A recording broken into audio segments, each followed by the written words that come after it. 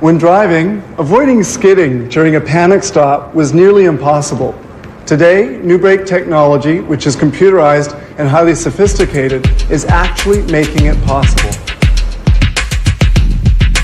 Brakes are absolutely essential equipment for every vehicle to slow it down and stop. And brakes have remained practically unchanged for the past 40 years. Conventional disc brakes have pads which press against the brake disc attached to the wheel. These pads grip the disc on only 15 to 30 degrees of its circumference. This develops high heat, wheel skidding, and results in premature wear. The new floating disc brakes have two pads of friction material on 360 degrees of the disc circumference.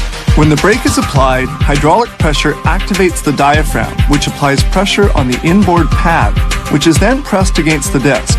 In this animation, the diaphragm movement is exaggerated. However simple, the design of this brake calls for some complex development steps. It all starts on the monitor screen with computer-aided design. This powerful software creates objects in 3 dimensions which can be virtually manipulated. They then proceed to digital analysis.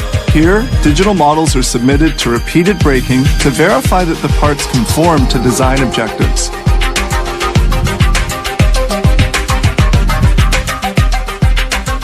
The software verifies changes in heat, the effects of vibration, and resistance to breakage.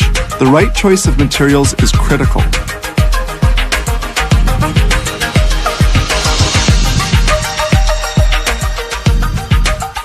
The electrical components also have to be created.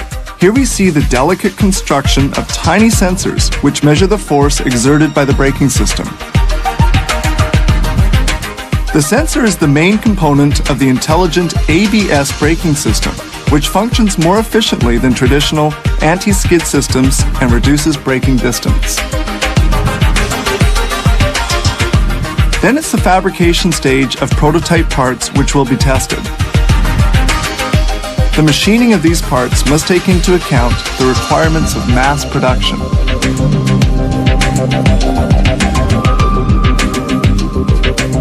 This high-precision, robotized machining is done by computer-controlled digital machines. A liquid sprinkled on the machine part cools it during the process.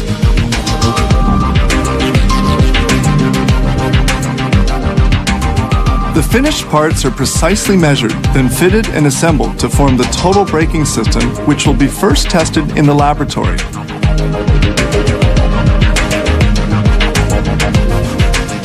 Brakes in full contact have a friction surface 6 times superior to traditional brakes. The use of aluminum and composite materials allow for a weight saving of 2.5 kilos per wheel. This affects road holding and reduces fuel consumption by 0.1 liter per 100 kilometers.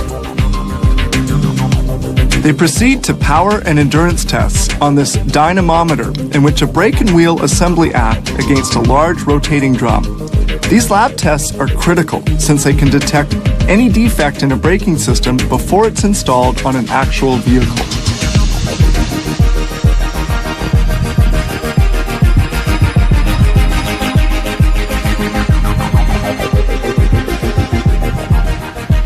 To evaluate the power and endurance of the brakes in full application under extreme conditions, they were installed on this Porsche 911 Turbo entered in the Motorola Cup. They proved completely satisfactory, and the Porsche went on to record many wins.